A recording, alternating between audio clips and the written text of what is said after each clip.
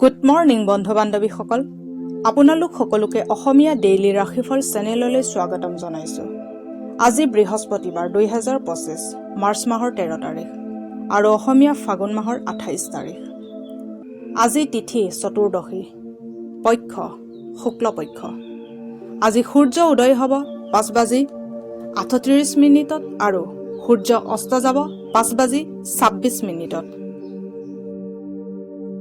এতিয়া আহিছোঁ ৰাশিফলসমূহলৈ। মেষ ৰাশি।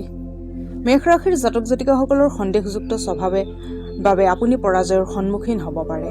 ভৱিষ্যতলৈ যাতে আপোনাৰ আৰ্থিক অৱস্থা আৰু শক্তিশালী হয় তাৰ বাবে এতিয়াৰ পৰাই ধন জমা কৰা আৰম্ভ কৰা উচিত। আপুনি নিজৰ দৈনন্দিন কামৰ পৰা ছুটী লৈ আজি বন্ধুৰ লগত সময় অতিবাহিত কৰিব পাৰে। লগতে ফুৰিব যোৱাৰ পৰিকল্পনা কৰিব পাৰে। আপোনাক কোনোবাই প্ৰথম চাউনিতে পচন্দ কৰিব পাৰে। ছেমিনাৰ আৰু লেকচাৰসমূহত অংশগ্ৰহণ কৰি আজি আপুনি কিছুমান নতুন চিন্তাধাৰা লাভ কৰিব পাৰে। টেক্স আৰু বীমা সন্দৰ্ভত আপুনি অধিক গুৰুত্ব দিয়াৰ আৱশ্যক আছে। জীৱনসংগীৰ লগত অলপ হাঁহি খিকিন্দালি, অলপ ধেমালিয়ে আপোনাৰ কৈশোৰৰ স্মৃতি ঘূৰাই অনাত সক্ষম হ'ব। এতিয়া আহিছোঁ বৃষ ৰাশিলৈ। বৃষ ৰাশিৰ জাতক জাতিকাসকলৰ আত্মচিকিৎসাই আপোনাৰ স্বাস্থ্যৰ বাবে হানিকাৰক পৰিগণিত হ'ব। যিকোনো ঔষধ খোৱাৰ আগতে চিকিৎসকৰ উপদেশ লওক, নহ'লে আপোনাৰ পিছলৈ অসুবিধা হ'ব পাৰে।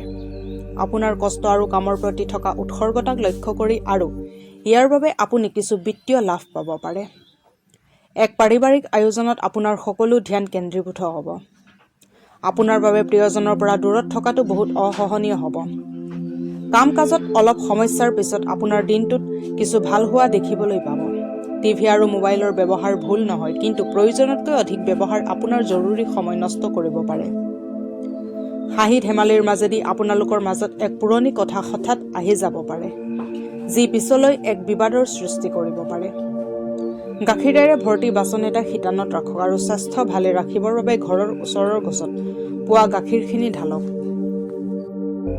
এতিয়া আহিছোঁ মিথুন ৰাশিলৈ। মিথুন ৰাশিৰ জাতক জাতিকাসকলে সতেজ অনুভৱ কৰিবৰ বাবে ভালদৰে বিশ্ৰাম কৰক।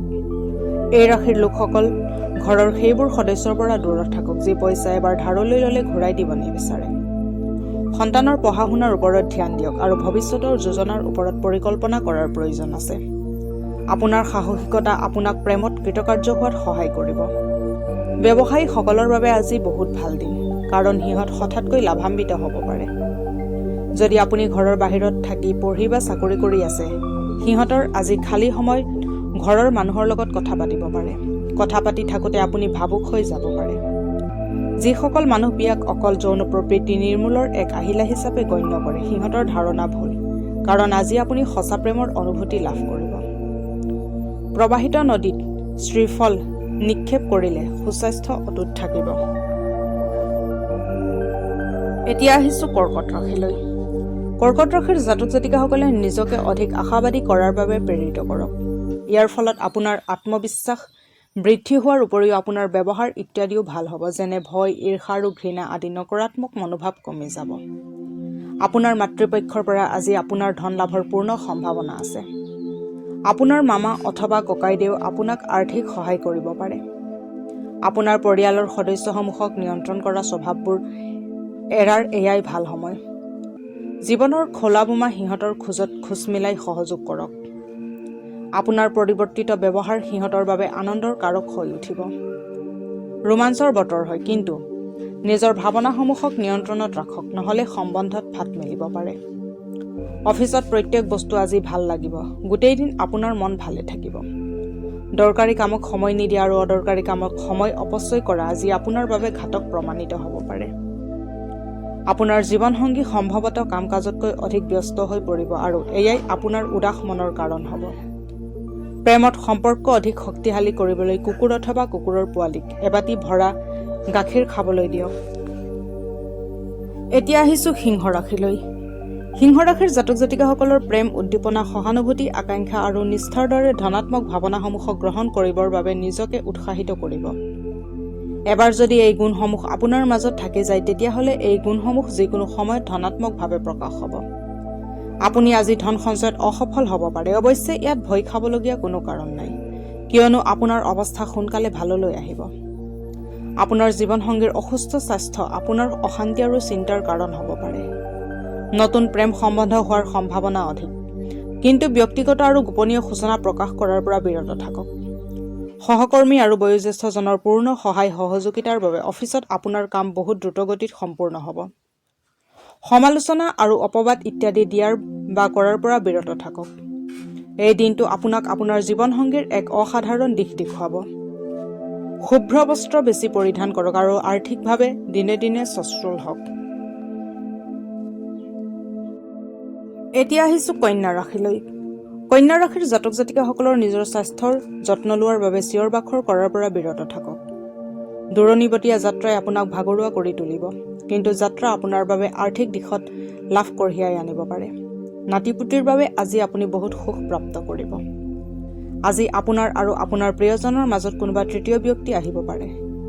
কাৰ্যক্ষেত্ৰৰ পৰিস্থিতি আপোনাৰ পক্ষত আহিব বুলি অনুভৱ হ'ব। সন্ধিয়া বহুত দেৰি পিছত আপুনি বহুত দূৰৰ পৰা ভাল খবৰ এটা শুনিবলৈ পাব। ভাল কমিউনিকেশ্যন নোহোৱাৰ বাবে বহুতো সমস্যাৰ সৃষ্টি হ'ব পাৰে, কিন্তু মিলিজুলি বহি কথা পাতিলে বিষয়বস্তুবোৰ ঠিক হ'ব পাৰে। শৰীৰ ভালে ৰাখিবৰ বাবে চন্দ্ৰৰ পোহৰৰ তলত 15 পৰা 20 মিনিটলৈকে বহক। এতিয়া আহিছোঁ তুলা ৰাশিলৈ। তুলা ৰাশিৰ জাতক জাতিকাসকলৰ মানসিক স্বাস্থ্যৰ ওপৰত ধ্যান দিয়ক, যি আধ্যাত্মিক জীৱনৰ বাবে আৱশ্যক হয়। মস্তিষ্ক জীৱনৰ দুৱাৰ, কাৰণ সকলো গতিবিধি ইয়াৰ মাধ্যমেৰে আহে। ইয়াৰ দ্বাৰাই জীৱনৰ সমস্যাসমূহ দূৰ কৰিব পাৰি আৰু ইয়ে শুদ্ধ চিন্তাধাৰা দি মানুহক আলোকিত কৰিব পাৰে। জীৱনসংগীৰ শাৰীৰিক অৱস্থা বেয়া হোৱা বাবে আপোনাৰ ধন খৰচ হ'ব পাৰে, কিন্তু ইয়াত চিন্তাৰ কোনো কাৰণ নাই, কিয়নো ধন এনেকুৱা বিপদৰ সময়ৰ বাবেহে জমা কৰা হয়। পৰিয়ালৰ সদস্যসমূহৰ প্ৰয়োজনৰ ওপৰত ধ্যান দিয়ক। সিহঁতৰ সুখ দুখৰ অংশীদাৰ হওক, যাতে সিহঁতে অনুভৱ কৰে যে আপুনি সঁচাকৈ সিহঁতক নিজৰ জীৱনৰ এক গুৰুত্বপূৰ্ণ অংগ বুলি ভাবে। ব্যক্তিগত দিগদৰ্শনে আপোনাৰ সম্বন্ধৰ মাজত শুধৰণি আনিব। যিকোনো খৰচী কাম অথবা যোজনাত হাত দিয়াৰ আগতে ভালকৈ চিন্তা চৰ্চা কৰি লওক। ঘৰৰ পৰা বাহিৰত ওলাই আজি আপুনি সতেজ বতাহত খোজকাঢ়ি ভাল পাব। আজি আপোনাৰ মন শান্ত থাকিব, যিটোৰ লাভ আপুনি গোটেই দিন পাব পাৰে। আপোনাৰ জীৱনসংগী আজি আপোনাক সুখী কৰিবলৈ যত পৰোনাস্তি চেষ্টা কৰাটো চকুত পৰিব। আৰ্থিক উন্নতিৰ বাবে সেউজীয়া ৰঙৰ বাহনৰ ব্যৱহাৰ কৰা শুভ। এতিয়া আহিছোঁ বৃশ্চিক ৰাশিলৈ। বৃশ্চিক ৰাশিৰ জাতক জাতিকাসকলৰ ঊৰ্জাৰ এই অসীমিত পৰিমাণক আজি ভাল কামত খটুৱাওক। আজি আপোনাৰ কোনোবা পুৰণি বন্ধুৱে ব্যৱসায়ত লাভান্বিত হোৱাৰ কিছুমান উপদেশ আপোনাক দিব পাৰে, আৰু সেই উপদেশ মানি চলিলে ব্যৱসায়ত আপোনাৰ ধন লাভ নিশ্চিত। কিশোৰসমূহে স্কুল প্ৰজেক্টৰ বাবে কিছু উপদেশ লোৱাৰ প্ৰয়োজন আছে। আপোনাৰ সংগী আপোনাৰ ভাল চিন্তা কৰে বাবে মাজে মাজে আপোনাক খঙো কৰে। তেখেতে খং কৰিলে আপুনি বেয়া নাপাই তেখেতৰ কথা বুজিবলৈ চেষ্টা কৰিব। কেৰিয়াৰৰ বাবে আৰম্ভ কৰা যাত্ৰা বস্তুবাদী হ'ব, কিন্তু এনেকুৱা কৰাৰ আগত নিজৰ মা দেউতাৰ অনুমতি নিশ্চয় লওক, নহ'লে পিছত তেখেতে আপত্তি দৰ্শাব পাৰে। এই ৰাশিৰ জাতকসকল খালী সময়ত সমস্যা এটাৰ সমাধান উলিয়াব চেষ্টা কৰিব। কোনোবা আত্মীয় আজি হঠাৎ আপোনাৰ ঘৰলৈ আহিব পাৰে, যাৰ বাবে আপোনাৰ সকলো পৰিকল্পনা বাতিল হৈ যাব পাৰে। পাৰিবাৰিক সম্পৰ্ক শক্তিশালী কৰিবলৈ আহঁত গছৰ তলত 5 বিধ হালধীয়া ফুল পুতি থওক। এতিয়া আহিছোঁ ধনু ৰাশিলৈ। ধনু ৰাশিৰ জাতক জাতিকাসকলৰ স্বাস্থ্যৰ যত্ন লওক আৰু ঘৰৰ বস্তুসমূহ ব্যৱস্থিত ৰূপত ৰাখক। নিজস্ব খৰচৰ ওপৰত নিয়ন্ত্ৰণ ৰখাৰ চেষ্টা কৰক আৰু অকল প্ৰয়োজনীয় বস্তুসমূহে ক্ৰয় কৰক। আত্মীয়ৰ লগত আপোনাৰ সম্বন্ধৰ আকৌ সতেজতা কৰাৰ আজি ভাল দিন আহিব। প্ৰেমৰ ফালেদি আজি দিনটোত একো বিশেষ আশা কৰিব নোৱাৰি। কাম কাজৰ বাবে আপোনাৰ ওপৰত কামৰ চাপ পৰিব পাৰে। হিতকাৰী গ্ৰহ আজি এনেকুৱা কাৰণ সৃষ্টি কৰিব যাৰ ফলত আপুনি সুখৰ অনুভূতি লাভ কৰিব। আপুনি নিজৰ জীৱনসংগীক বুজাত ভুল কৰিব পাৰে, যাৰ বাবে আজি গোটেই দিন বেয়াভাৱে অতিবাহিত হ'ব পাৰে। সুস্বাস্থ্যৰ অধিকাৰী হ'বলৈ হনুমান চালিচা পাঠ কৰক। এতিয়া আহিছোঁ মকৰ ৰাশিলৈ। মকৰ ৰাশিৰ জাতক জাতিকাসকলে পূৰ্ণ আৰু সন্তুষ্ট জীৱনৰ বাবে আপোনাৰ মানসিক দৃঢ়তা বৃদ্ধি কৰক। আজি ডাঙৰজনক সেৱা কৰি ঘৰৰ পৰা ওলালে আপোনাৰ ধন লাভ হ'ব পাৰে। পৰিয়ালত আপুনি এক মধ্যস্থতাকাৰী হিচাপে দায়িত্ব পালন কৰিব। সকলোৰে সমস্যাৰ ওপৰত গুৰুত্ব প্ৰদান কৰক, যাতে সময় থাকোঁতে সমস্যাৰ ওপৰত নিয়ন্ত্ৰণ পাব পাৰে। ৰোমাঞ্চ অধিক আনন্দদায়ী আৰু ৰোমাঞ্চকৰ হ'ব। ছেমিনাৰ আৰু লেকচাৰসমূহত অংশগ্ৰহণ কৰি আজি আপুনি কিছুমান নতুন চিন্তাধাৰা লাভ কৰিব পাৰে। কৰ্মক্ষেত্ৰত আজি কাম এটা ৰৈ থকা বাবে আপোনাৰ সন্ধিয়াৰ মূল্যৱান সময়খিনি অপচয় হৈ যাব পাৰে। এইটো কথন আছে যে মহিলা শুক্ৰ আৰু পুৰুষ মংগল গ্ৰহৰ বাসিন্দা, কিন্তু আজিৰ দিনা বিবাহিত শুক্ৰ আৰু মংগল পৰস্পৰৰ লগত সংযুক্ত হৈ যাব। ভাল স্বাস্থ্য প্ৰাপ্তিৰ বাবে শৰীৰত যিকোনো প্ৰকাৰৰ হালধীয়া সূতা অথবা সোণৰ সাৰ পৰিধান কৰক। এতিয়া আহিছোঁ কুম্ভ ৰাশিলৈ। কুম্ভ ৰাশিৰ জাতক জাতিকাসকলৰ স্বাস্থ্যৰ যত্ন লওক আৰু ঘৰৰ বস্তুসমূহ ব্যৱস্থিত ৰূপত ৰাখক। অতিৰিক্ত আয়ৰ বাবে নিজৰ কলাত্মক বিচাৰ বুদ্ধিৰ সহায় লওক। আপোনাৰ নিজস্ব জীৱনত বহুত ভাল পৰামৰ্শ আপোনাৰ বন্ধুবৰ্গে আগবঢ়াব পাৰে। যদি আপুনি আপোনাৰ প্ৰেমিকাৰ লগত ক'ৰবাত ফুৰিব গৈ আছে তেন্তে কাপোৰ ভাবি চিন্তি পিন্ধিব। যদি আপুনি এনে নকৰে তেখেতে বেয়া পাব পাৰে। আপোনাৰ তাত বহুত কিবা-কিবি আহৰণ কৰাৰ ক্ষমতা আছে, সেইবাবে আপোনাৰ বাটত অহা সকলো সুযোগৰ ভাল ব্যৱহাৰ কৰক। জীৱনৰ জটিলতা বুজিবলৈ আজি ঘৰৰ বয়োজ্যেষ্ঠজনৰ লগত আজি সময় অতিবাহিত কৰিব পাৰে। আপোনাৰ বৈবাহিক জীৱনৰ সকলো সুখ যেন নোহোৱা হৈ গৈছে। আপোনাৰ জীৱনসংগীৰ লগত কথা পাতক আৰু কিছু জীৱনদায়িনী পৰিকল্পনা তৈয়াৰ কৰক। ঘেঁহু আৰু গুড় গৰুক খোৱালে গৰুৰ স্বাস্থ্য ভালে থাকিব। এতিয়া আহিছোঁ মীন ৰাশিলৈ।